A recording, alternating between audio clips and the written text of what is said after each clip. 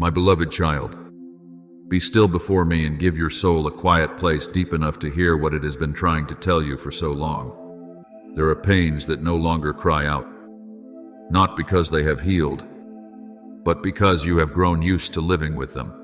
And there are wounds that no longer startle you, not because they have closed, but because you have learned to walk around them each day. Like someone accustomed to avoiding a shard of broken glass on the floor, yet never bending down to clear it away. I do not want you to call numbness peace.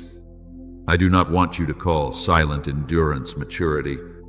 Nor do I want you to convince yourself that a bruised and wounded heart is a fate you must carry forever. He has sent me to bind up the brokenhearted.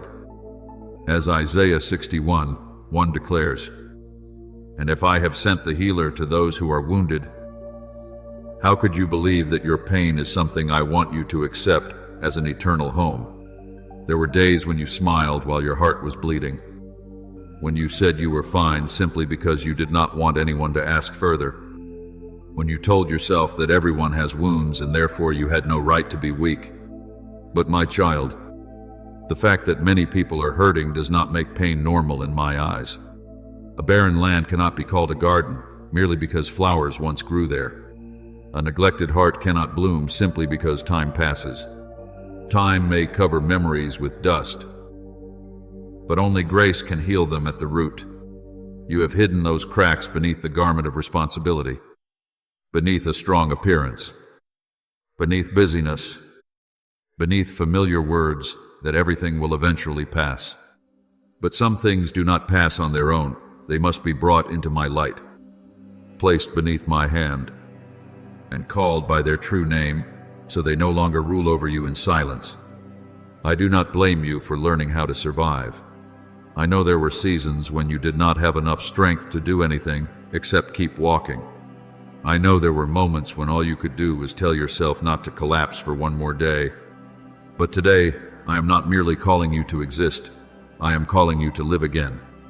You were not created to become a locked room filled with hidden sighs.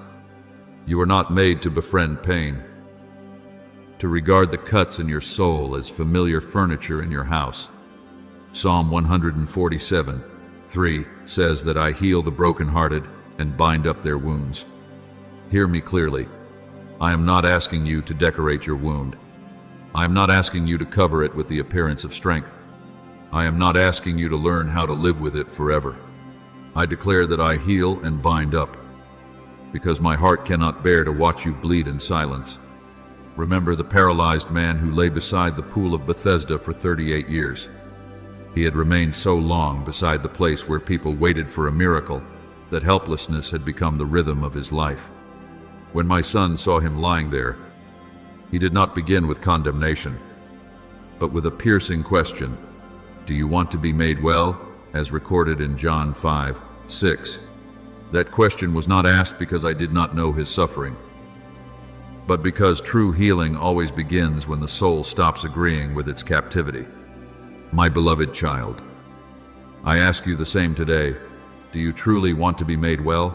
Not merely to hurt a little less, not merely to feel relief for a moment, not merely to have someone understand you, but to let me touch the deepest place within you, the place you have avoided for far too long. Perhaps you are afraid of that answer, because being healed means you can no longer hide behind old reasons. Being healed means you must release the familiarity of pain, even if that pain once helped you explain why you did not dare to hope, did not dare to love, and did not dare to move forward. But I do not pull you out of that place with harshness. I come as the gardener who knows every root, every dry branch, and every fragile new shoot. I will not break what is still alive within you. I will lift it up. I will not uproot your entire garden because a few places have withered. I will water, prune, tend, and breathe life into the place that seemed to have no spring left. As John 15:2 reminds you, every branch that bears fruit the Father prunes, so that it may bear more fruit. My touch may sometimes make you ache, but that is the pain of restoration, not of destruction. My beloved child, stop calling hardness of heart protection. Stop calling the inability to feel peace. Stop calling the walls around your heart wisdom. I desire to give you a heart that is gentle, yet not weak. A soul that knows how to love, yet also knows discernment. A spirit open enough to receive light and strong enough not to become a dwelling place for darkness. Ezekiel 36:26 declares that I will give you a new heart and put a new spirit within you. I will remove from you the heart of stone and give you a heart of flesh. This is the work I long to do within you, not merely soothing the surface, but transforming what has grown hardened inside, not merely wiping away today's tears, but restoring the joy that has been silenced through many seasons. So let me come near the place you once promised yourself you would never open again. Let me touch the memories that make you shrink back, the words that caused you to question your worth, the losses that left you afraid to hope for good things again. You do not need to explain everything perfectly before me. I understand even the sobs that never became words. I know the things you are too afraid to name, and I do not come to shame you for hurting too long. I come to tell you that you do not have to continue hurting this way. Come to me, all you who are weary and burdened, and I will give you rest. As Matthew 11:28 declares, that rest is not the forgetting of everything that happened, but the laying down of your burden in the arms of the one powerful enough to heal what you cannot heal yourself. Today, I am calling you to step out of the habit of enduring and into the light of healing. Do not wait until you stop trembling before you come. Do not wait until your wounds appear beautiful before allowing me to see them. Come to me exactly as you are, weary, honest, longing, perhaps still doubtful, perhaps still hurting, yet willing to be loved. I will restore the garden within you. I will soften the soil that has grown dry. Pull out the roots of bitterness. Lift up the tender branches, and cause the fragrance of grace to rise again from the place that once held only silence. You were not born to live forever with wounds. You were born to be healed, to bloom, to carry life, and to know that in my hands, no broken soul is ever too late for a new spring. My beloved child, let your heart become still before your feet continue into another day, carrying the same old weariness. There are mornings when sunlight still falls gently across the window, birds still sing, and the world continues moving. Yet inside you it feels as cold as a room that has not been opened in a very long time. You wake up, do what must be done, say the words that need to be said, smile for those who need to see that you are fine. But deep beneath it all there is a silent emptiness you cannot quite name. My child, I do not take that lightly. When joy no longer rises within you, when the dawn no longer stirs your soul to live more deeply, when each new day arrives and your spirit feels only heaviness, this is not merely passing exhaustion. It is the quiet cry of the deepest place within you, longing for my touch. My soul thirsts for God, for the living God. As Psalm 42:2 declares. And that thirst cannot be filled by busyness, by work, by words of self-comfort, or by pretending that everything will simply pass on its own. I have seen you through the long nights when no one knew how exhausted you truly were. I saw the moments you swallowed your sighs in silence, the times you forced a smile so others would not worry, the moments you told yourself you were fine while your heart hung low like a sail without wind. You have tried to become strong by continuing on, continuing to work, continuing to endure, continuing to meet expectations, continuing to hide the things that hurt you. But, my child, enduring is not always healing. Busyness is not always moving forward. Silence is not always peace. Some pains do not disappear simply because you stop speaking about them. They only retreat deeper within. waiting for the day your heart becomes too weary to hide them any longer. I ask you this with love, not accusation. Are you truly light within? Are you truly resting in the deepest part of your soul? Or have you simply become so accustomed to carrying burdens in silence that you no longer realize they are bending your shoulders lower with each passing day? Do not be afraid to look into the places you have avoided. I know why you avoid them. You did not do so because you are weak. You did so because there are memories that make your soul tremble whenever you touch them. Wounds you believed you had overcome, when in truth, they were only covered by the dust of time. You fear that if you stop for a moment, everything you have struggled to hold together will collapse. You fear that if you begin to cry, the tears will never end. You fear that if you admit you are hurting, you will no longer be the strong person you tried so hard to become. But I want you to understand that true strength is not never breaking into tears. True strength is daring to bring your tears into my presence. Come to me, all you who are weary and burdened, and I will give you rest. As Matthew 11:28 declares, I do not ask you to come after you have put your heart in perfect order. I ask you to come while you are still tired, still confused, still heavy, still unsure where to begin. Remember the prophet Elijah, who once stood boldly before the people, who witnessed my power revealed upon Mount Carmel, who saw fire fall from heaven, and yet afterward fled in fear and exhaustion. He sat beneath the broom tree, so discouraged that he asked to die. Do you see? My child, even one who had once stood strong in me, could reach a place of weariness deep within the soul. Yet I did not rebuke Elijah for being weak. I did not ask why he was not braver. I sent an angel to touch him, bringing bread and water so he could eat, rest, and continue on until I met him in a gentle whisper. In the same way, my beloved child, I do not come to you merely demanding that you rise immediately.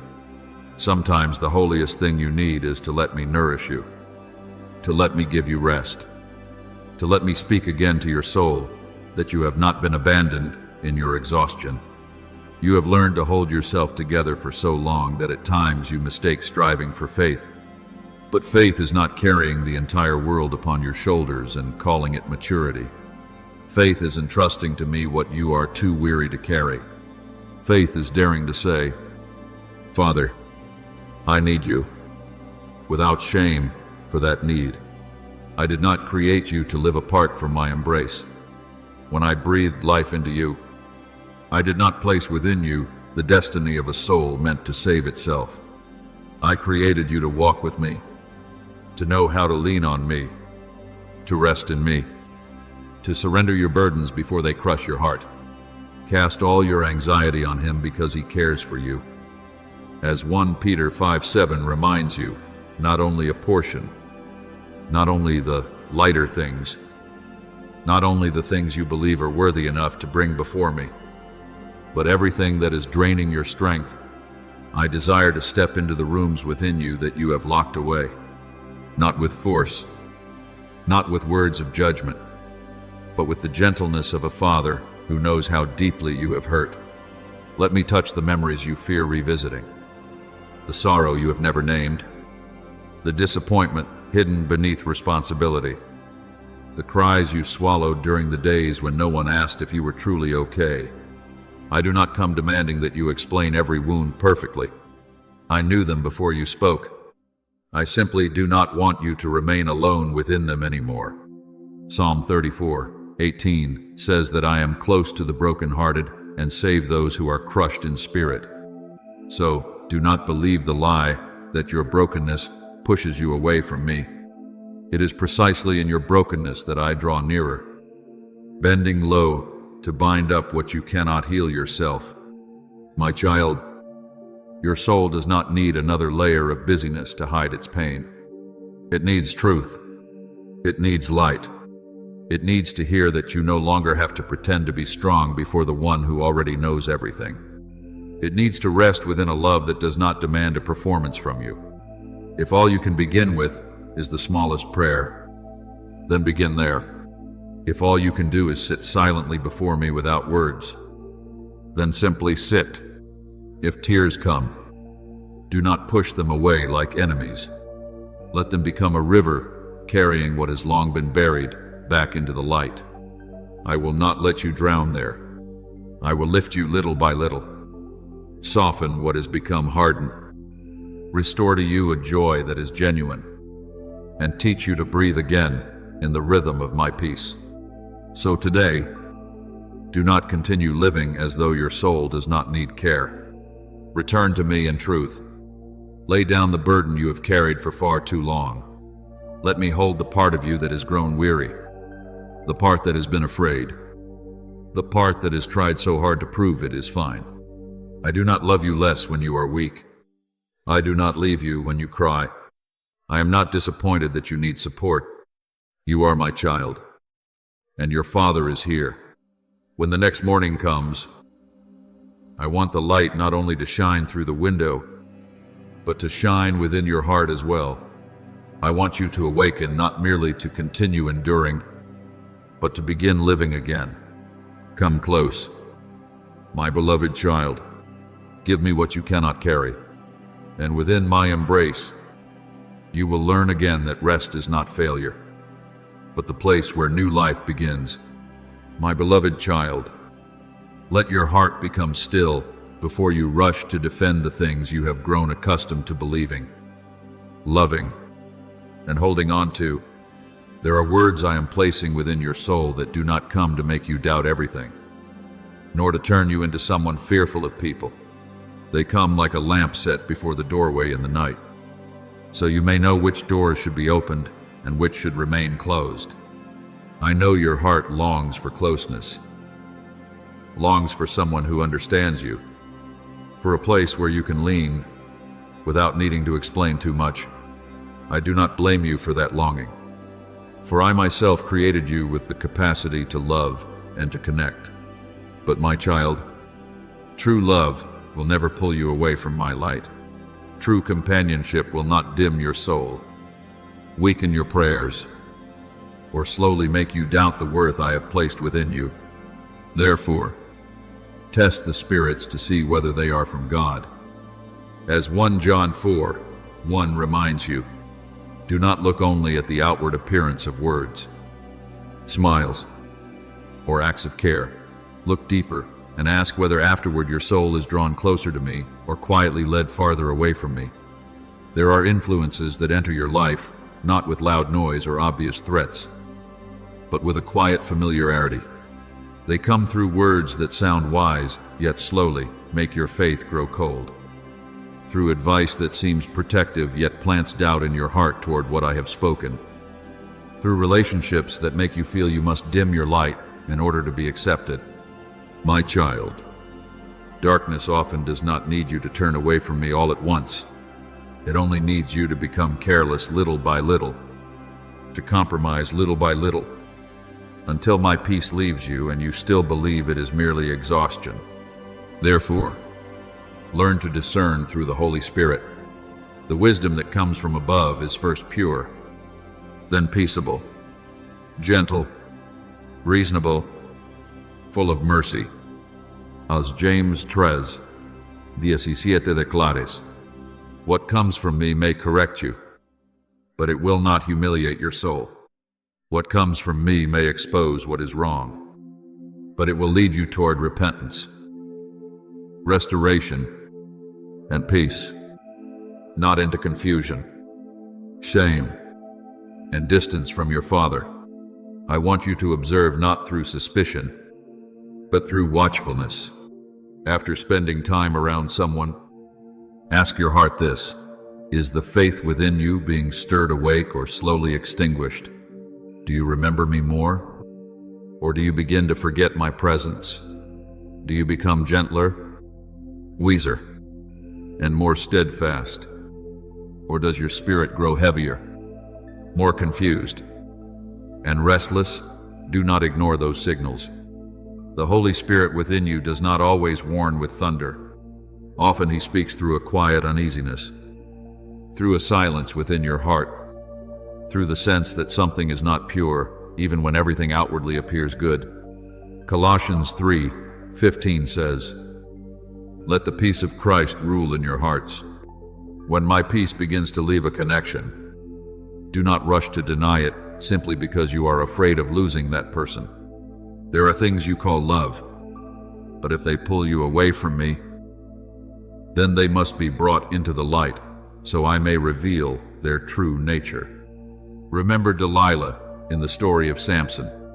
She did not come to him with swords on a battlefield, but through closeness, where he let down his guard. Samson stood strong before visible enemies, yet became weak within the embrace of what he refused to discern. Through each question, each persistent plea, each intimacy lacking holiness, he revealed the secret of his strength. And when his hair was cut, he awoke, not knowing that his strength had departed from him. My beloved child, that story was not placed in Scripture to make you afraid of love, but to teach you that spiritual strength must be guarded. Not everyone who enters your intimate spaces should be allowed to touch what I have placed within you. Not every gentle voice deserves a throne within your heart. Guard your heart above all else, for from it flow the springs of life, as Proverbs 4:23 declares.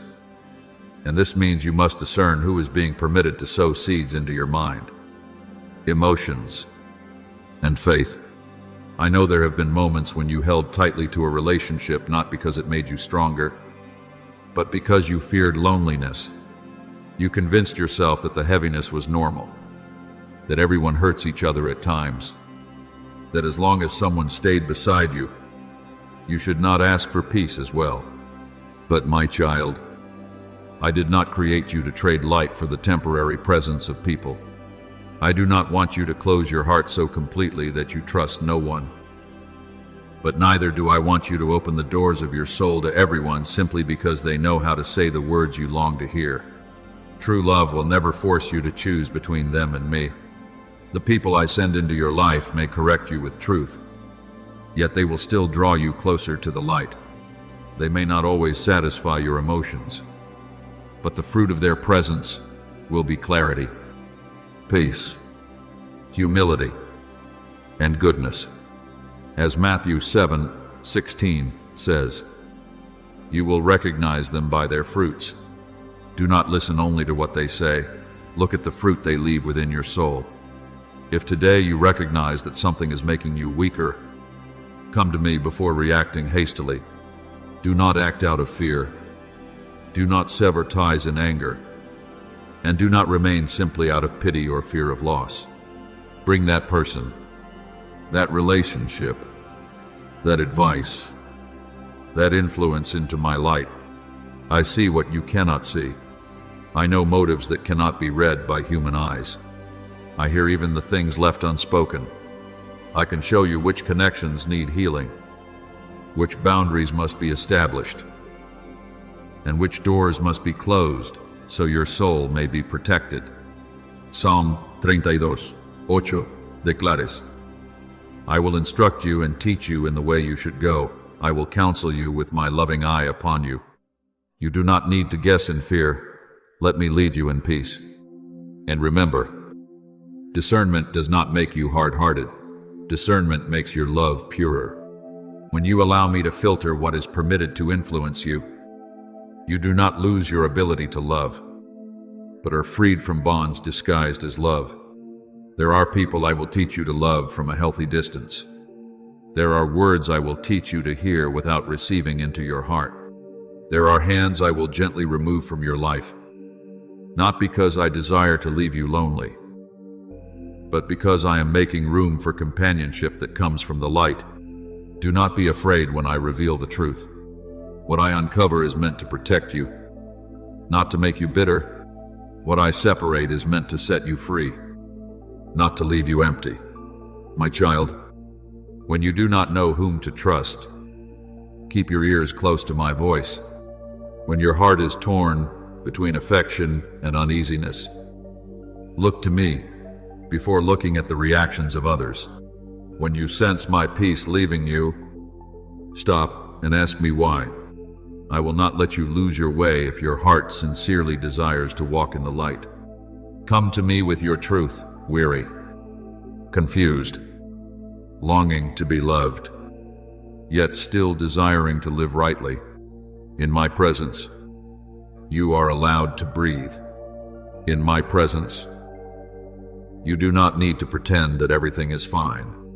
I will restore not only the parts others can see, but also the hidden rooms where misleading words and unhealthy influences once wounded you.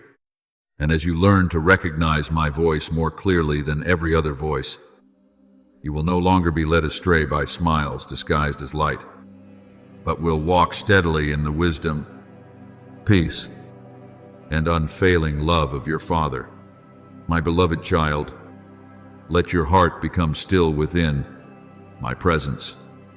For what I am doing in you is far deeper than what your eyes can presently see. You often think restoration is simply when the pain lessens, when the tears stop falling, when one day you can smile again without feeling an ache within. But my restoration does not stop at the surface. I do not come merely to place a thin bandage over the places where your soul is cracked. I come to touch the very source, the place where fear took root, where doubt settled like dust, where you quietly began believing that you would never become whole again. I am the one who declared in Isaiah 43:19, "Behold, I am doing a new thing, now it springs forth." And this new thing is not merely a change in outward circumstances, but a life awakened again from within you, a vision cleansed, a heart softened, a soul learning how to breathe freely once more. There were seasons when you believed you only needed enough understanding to stop being hurt, enough experience to avoid deception, enough strength to never fall again. But my child, true wisdom is not born from controlling everything. It is born from remaining close to me. Knowledge may show you many roads, but my presence teaches you which path leads to life. Human reasoning may analyze what has happened, but only the Holy Spirit can reveal what lies beneath the surface, which motives must be purified, which connections must be released, which promises must still be held on to, and which fears are no longer permitted to guide your life. As James 1:5 says, "If any of you lacks wisdom, let him ask of God. Come to me not as someone who must discover every answer alone, but as a child who knows their Father sees what their eyes still cannot. I will not rush you the way the world rushes you. The world wants you healed quickly so you can become useful again, wants you silent quickly so no one feels uncomfortable, wants you to cover your wounds with the appearance of strength and call that progress. But I do not heal through pressure. I heal through love. Each day I will touch a different part within you. Today, the fear of abandonment. Tomorrow, the memory that caused you to blame yourself. Then the weariness that stole your joy in prayer. I will not violently tear out what is tangled inside your heart, but will soften it through grace until you trust me enough to place it back into my hands. Psalm 23:3 says that I restores my soul. He leads me in paths of righteousness. And that is exactly how I am leading you, not merely pulling you out of darkness, but teaching you how to walk steadily in the light. Remember Naaman, the great commander afflicted with leprosy. He possessed status, reputation, and strength in the eyes of men. Yet beneath his garments of honor was a sickness no one in the palace could heal. When I led him to the prophet Elisha, the path to healing was not what he expected. He anticipated a grand ritual, a majestic touch, a display worthy of his position. Yet, I told him to go down to the Jordan River and wash 7 times. At first he became angry, because that healing required humility from him. But when he chose to obey, his flesh was restored like the skin of a little child. My beloved child, Some of your healing will begin in the same way. I may ask you to let go of the pride that says you must always be fine, to release the need to be healed according to your own expectations, even to lay down the garment of honor you have used to hide the places where you are hurting. When you are willing to step into the waters of obedience, I will do what human strength cannot accomplish. Do not fear when I bring you back to places you once avoided. I do not lead you there to drown you in the past, but to redeem what you believed was lost forever. Some of your tears will become streams that wash away confusion. Some of your moments of weakness will become the very places where my power is revealed. There were seasons of silence that you once called loneliness. Yet one day you will realize they were the places where I was quietly building the foundation of a faith no longer dependent on feelings. My grace is sufficient for you, for my power is made perfect in weakness. As 2 Coríntios 12:9 declares. Therefore, do not despise the places where you once trembled. If you place them into my hands, those very places can become altars of restoration. I do not want you merely to survive the things that wounded you. I want you to live in fullness, in a peace that no longer needs to pretend, in a clarity no longer clouded by fear, in a freedom no longer held captive by the past. Every wound you surrender to me will not be wasted. Every loss you lay at my feet I will use to enlarge your heart, deepen your faith, and teach you to show mercy toward others with a gentler and truer compassion. Romans 8:28 reminds you that all things work together for good for those who love me. But understand this clearly, I do not call evil good, nor do I call pain beautiful. I am the one who has the power to take what was broken and turn it into a testimony of my kindness.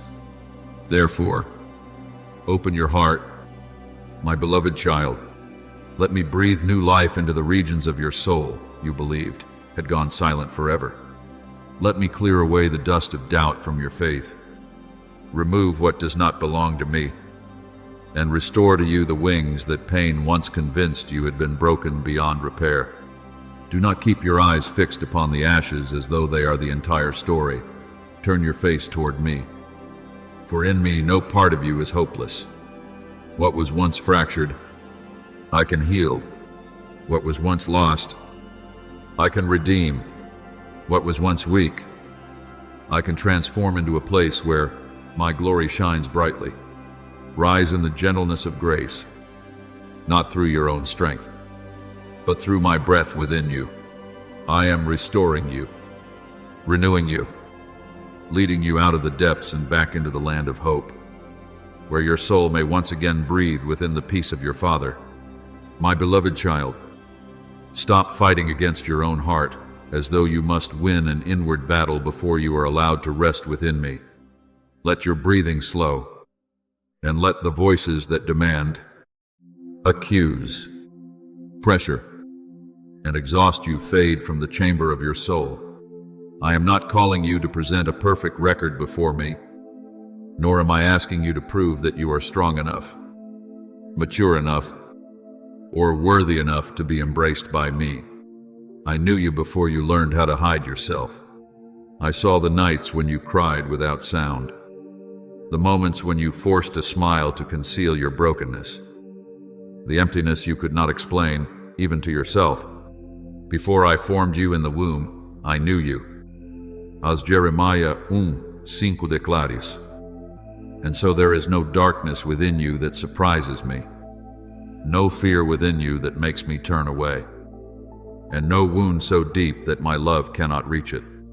Understand this, my child. I do not enter your life like a distant guest who arrives only after every room has been perfectly cleaned.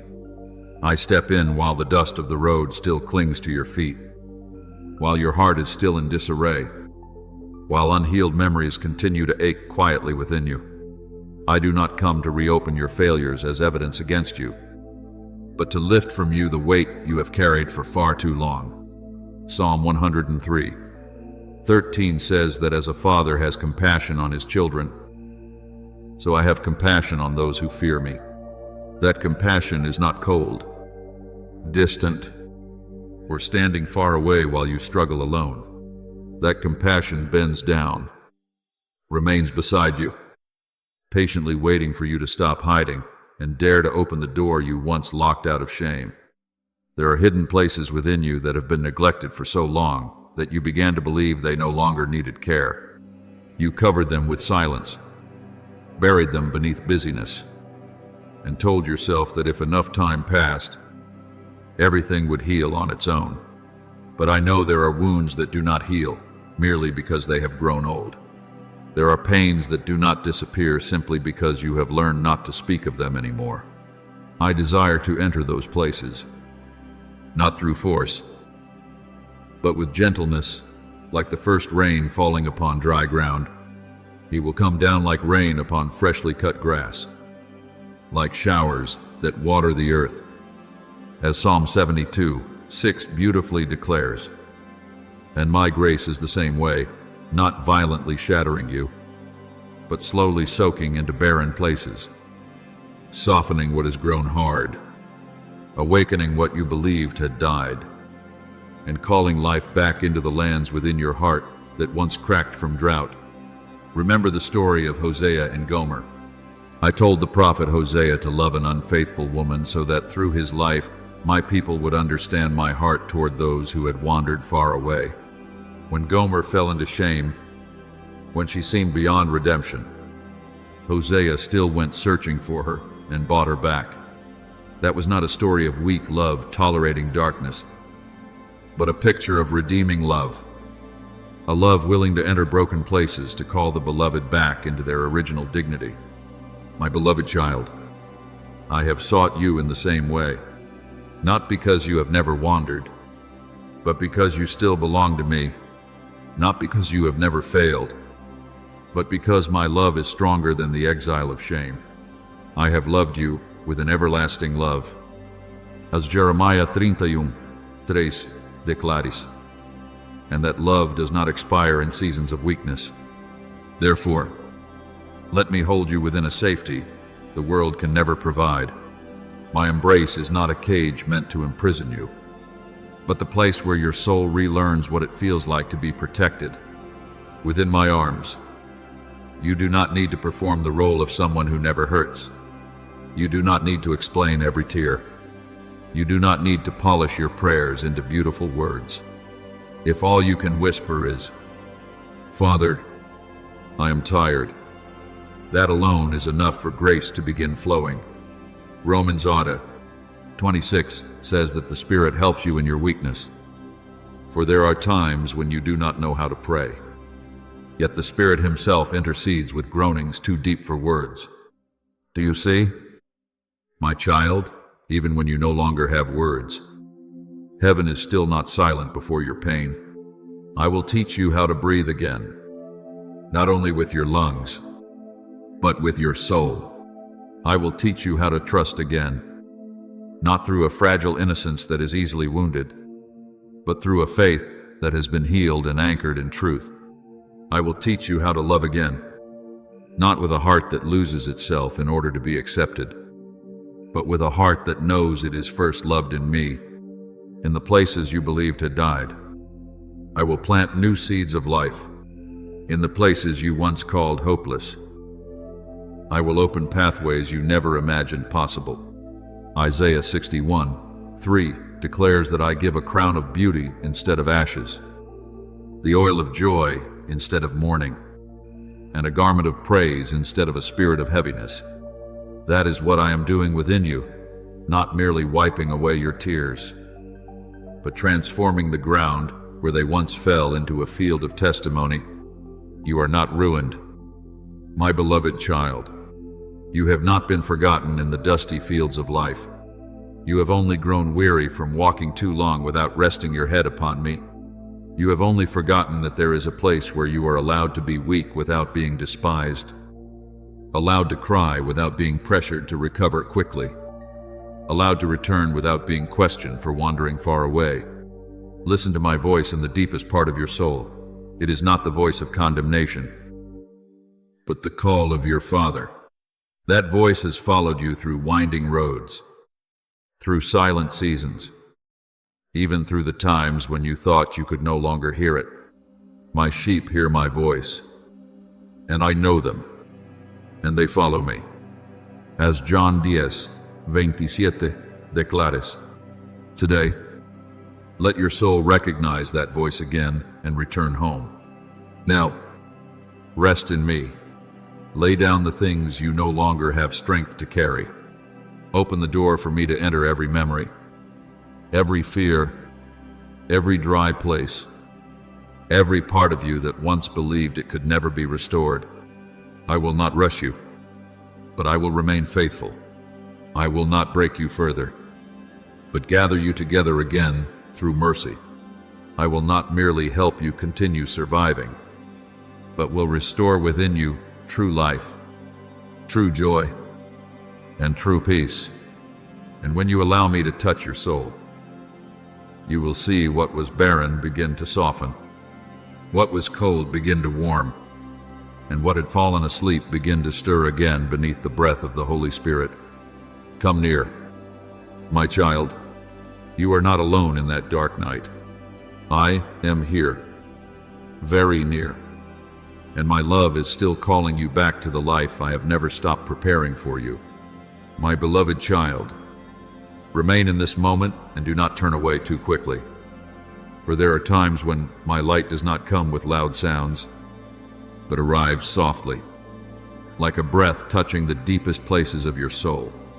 Perhaps in the stillness of the night, when everyone else is asleep and the world no longer demands your attention, you have sensed as though a gaze were resting upon you.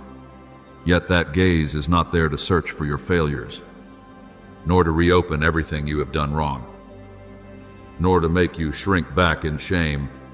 It is the gaze of the one who created you, who knew you before you were formed, who has seen both the light and the pain within you and still has never turned away.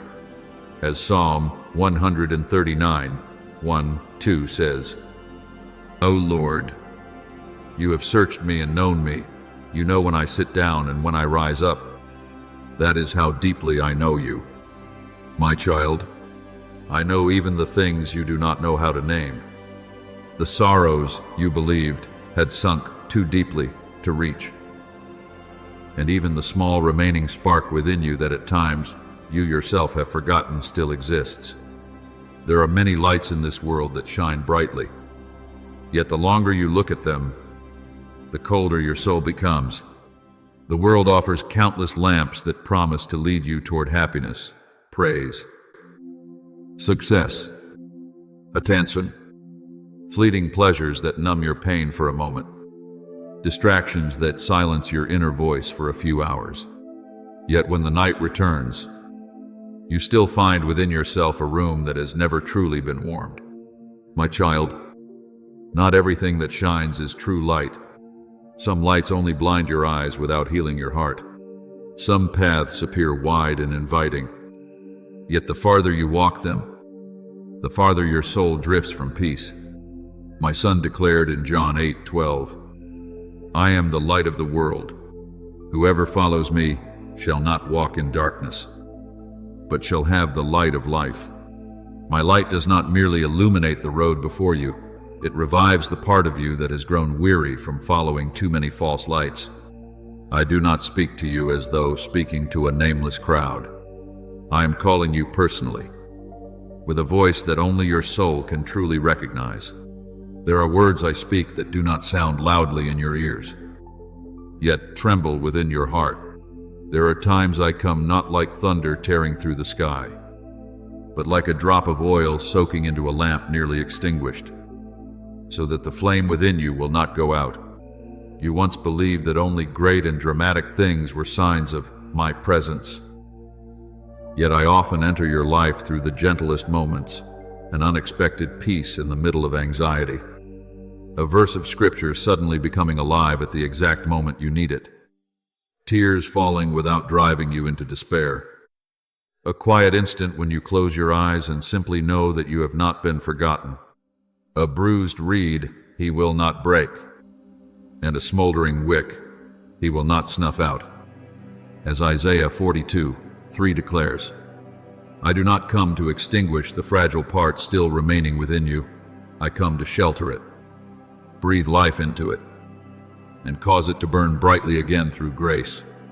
Remember Hagar in the wilderness, the wounded woman cast into loneliness, believing that no one truly saw her. There, in the barren land, when tears and fear overwhelmed her heart, I met her, not in a palace, not surrounded by the honor of crowds, but in the very place where she believed she had been forgotten, and she called me the God who sees me. As written in Genesis 16:13, my beloved child, I am seeing you in the same way, not looking upon you to condemn, but to save, not looking upon you to frighten you, but so you may remember that your life still carries value before me.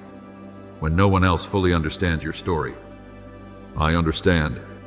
When you no longer have the strength to explain the burdens within your heart, I still hear you.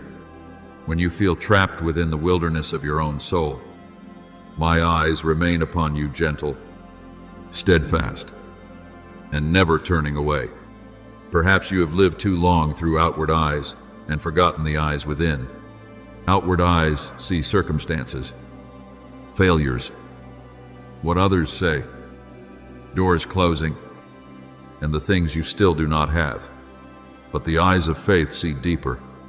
They see my hand within the waiting, the seed hidden beneath dark soil, the dawn being prepared even while the night still seems thick.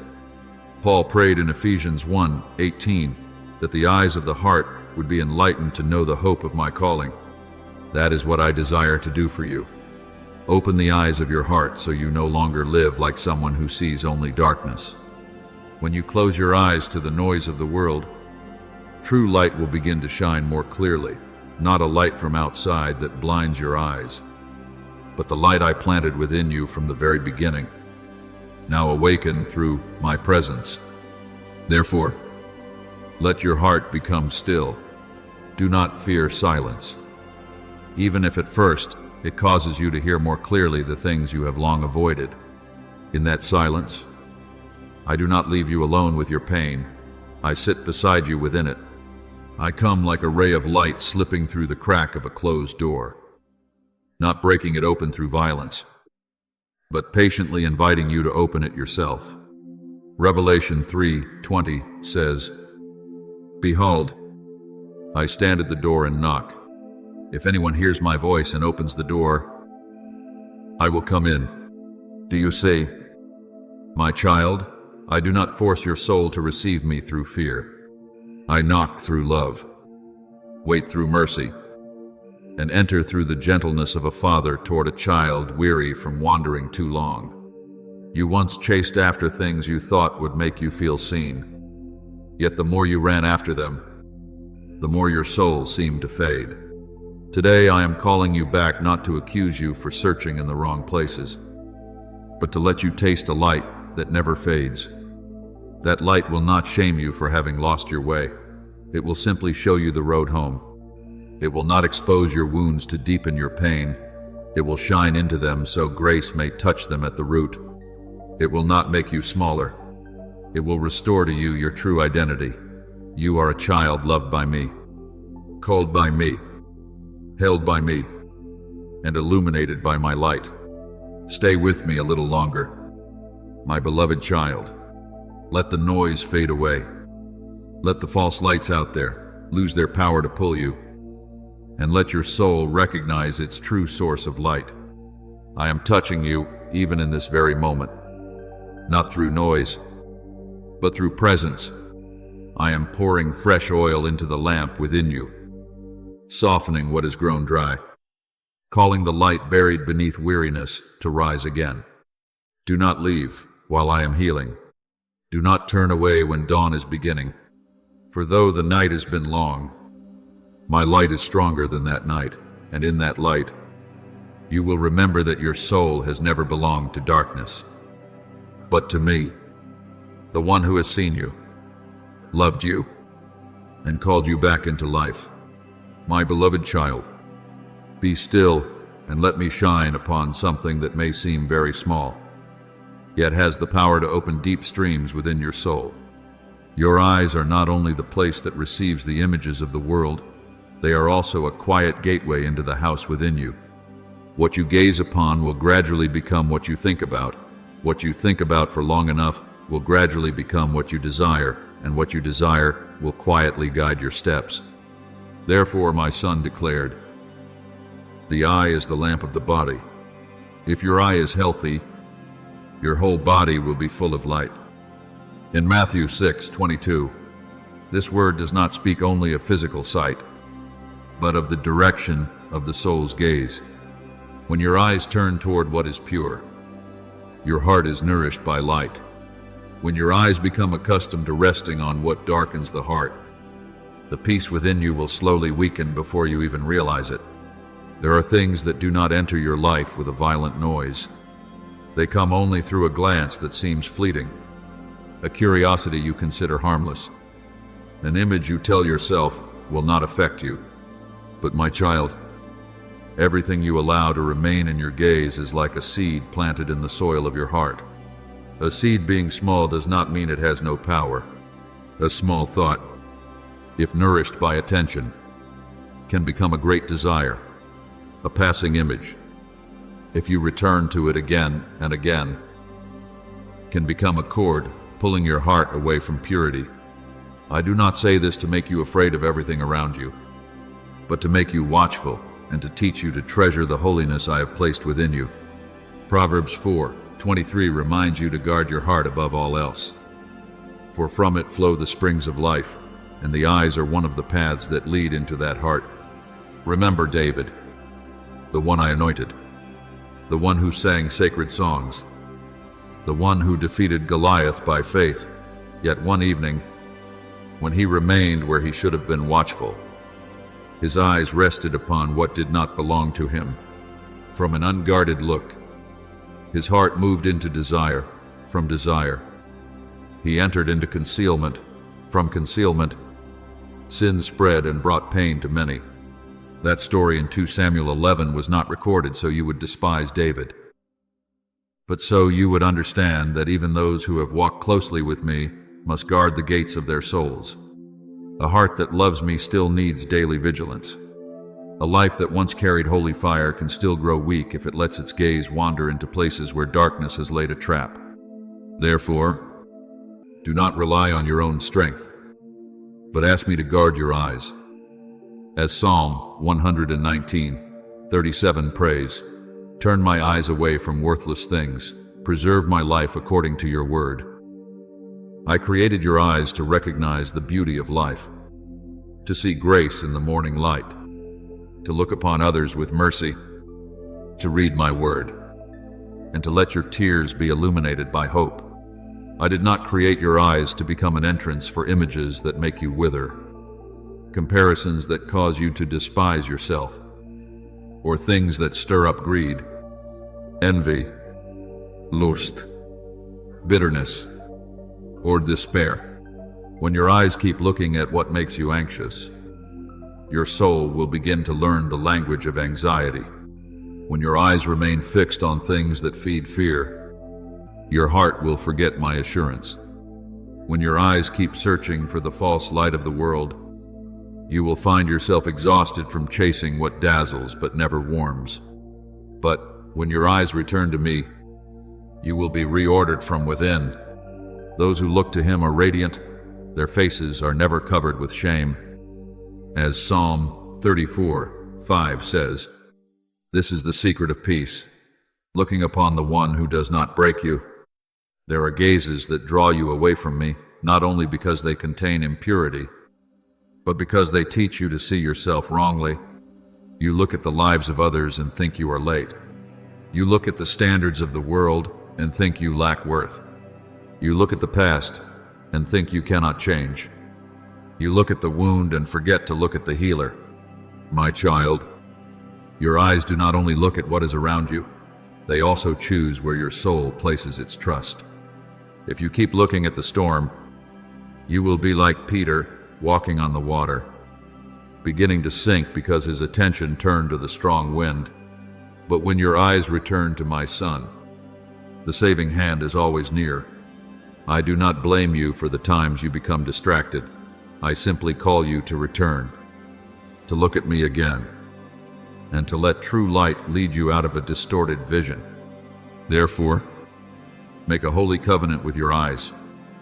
As Job said, I have made a covenant with my eyes, in Job 31:1.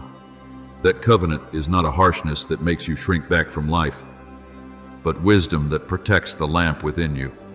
Learn to turn your eyes away from what clouds your heart. Learn to stop before curiosity becomes a doorway. Learn to ask me, does this bring me closer to the light? Or is it drawing me into dimness? Does this make my heart more loving, pure, and peaceful? Or does it make me more restless, craving, comparing, angry, and empty? The Holy Spirit will teach you discernment.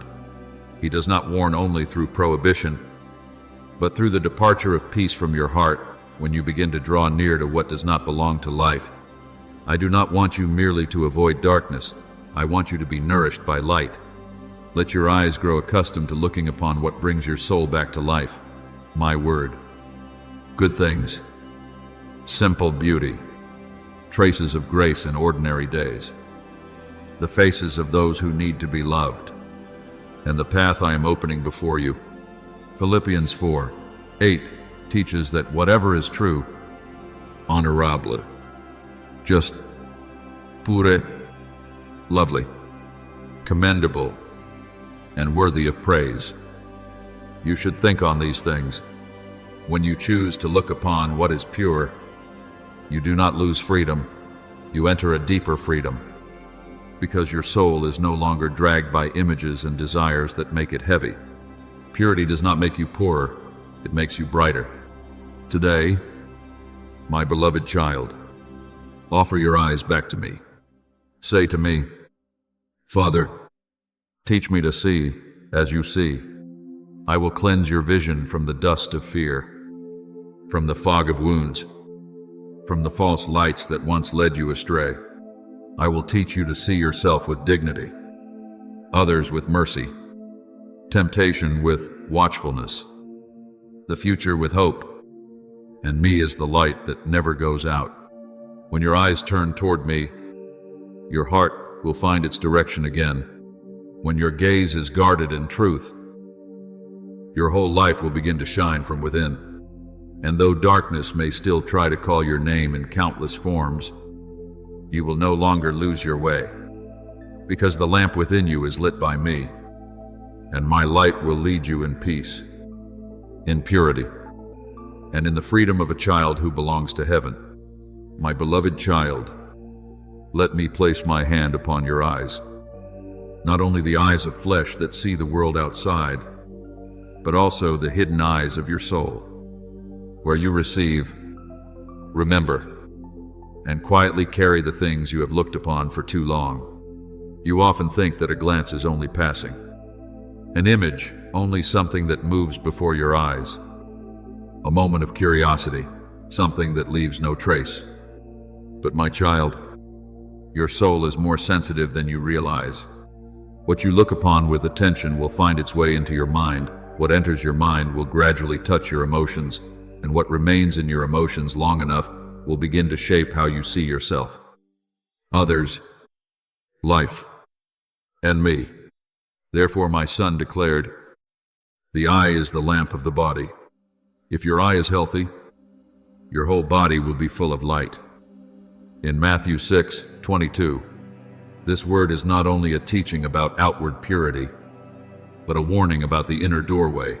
Wherever your eyes turn, your soul will slowly lean. There are images that are like seeds of life. When you look upon what is pure, true, beautiful, and what causes your heart to remember me, peace, gratitude, hope, and tenderness begin to rise within you. But there are also images that are like seeds of darkness. They may not make you stumble immediately, but they quietly take root. nourishing comparison, fear, lust, bitterness, envy, self-contempt, or despair. You may think you are only observing the world, yet many times the world is quietly planting within you ways of seeing that do not belong to me. A garden is not destroyed in a single night. Weeds grow when the gardener stops paying attention. In the same way, the light within you is not extinguished by one great gust of wind alone, but it can grow weaker when you continually allow dark things to settle like dust upon it. I see the moments when you look at the lives of others and your heart grows heavy. You see them possessing what you do not yet have, moving faster than you, receiving more recognition than you, and you begin to doubt the journey I have uniquely prepared for you. I see the times when you look at the news, the noise, the chaos, and your soul absorbs fear the way dry ground absorbs muddy water.